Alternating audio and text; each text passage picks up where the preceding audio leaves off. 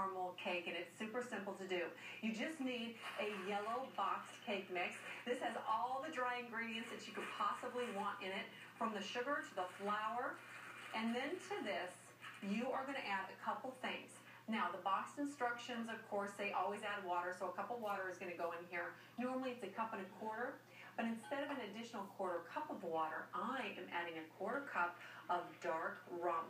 This is going to give incredible flavor. If you do not want to use dark rum in your cake mix, you can use rum extract. Just a teaspoon of that will be fantastic. And then what I need is just 1/3 cup of vegetable oil. And use a measuring cup because you have to be exact in your measurements when you are baking. Now to this, 3 eggs.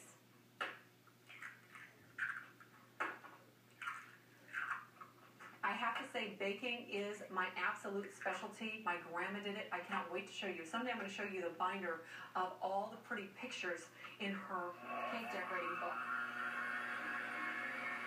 I just need to whisk this around, combining everything together and getting almost all the lumps out. And that is fantastic.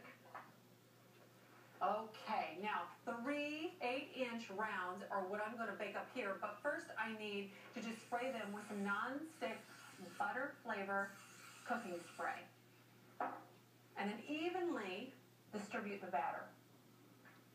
And when you separate these into 3, the baking time is much less too. So this is a great trick if you need a cake fast. With a spatula, make sure you get all the batter out of the bowl, because when you divide it into 3, it's really important that you use everything you've got. Okay. You'll also notice that when you distribute this into 3 pans, you need to work with it a little bit to coat the entire bottom of each one of these cake pans. But they'll bake up nice and you'll be happy. Then these go into the oven on 350 degrees. They're very quick, like 20-25 minutes. Keep your eye on them. That's very important. And let me show you how to make the best caramel sauce. Well, it's actually a frosting icing you've ever seen. Super simple. Into a saute pan, I've just put 2 sticks of butter, so 1 cup. And then what you need is just 2 cups of brown sugar. And when you bring this to a boil, it's going to get nice and caramely. Now to this, I'm going to put in a teaspoon of rum extract. And this is going to allow you to match the flavor of your icing to the flavor of those cakes. Very good. Now, the milk goes in just 1/4 cup, but after that comes to a boil. So I'm going to pour that first. I'll put that in just a second. But I want to give this a stir. Combine everything, and I want to let it come to a boil. And while that's going on, I'm going to cut my cakes. Now, I have 3 cakes cooling right over here. Now, I'm going to even out 2 of these so that we have nice, even layers. But the top one, I want to keep a nice mound on that so it looks like it is baked from scratch, which it is. It's semi-homemade, and that's fine. Just take a serrated edge and go straight across very carefully so you have a nice, even top. That's pretty good.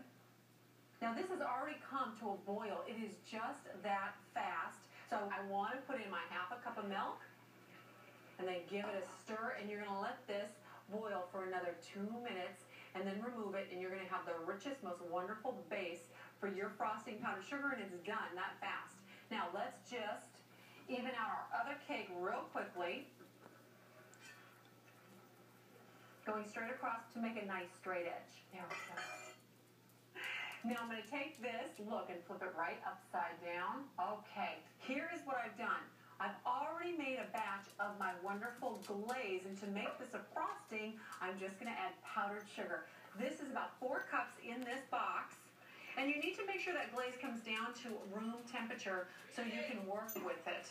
Then a mixer, and then turn it on slow.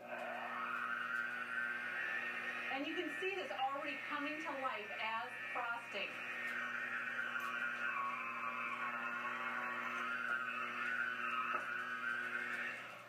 It's going to be thick and delicious, and it's going to taste like heaven. Okay, now this is my little cake platter. And I'm going to put a little bit of this on the first layer. Give this a swirl. Now the next layer, put that right on the top. Then a nice decadent amount of icing on top of that. Now for the top, just be careful with the clothes here. Position this. Is that on there straight? I think so.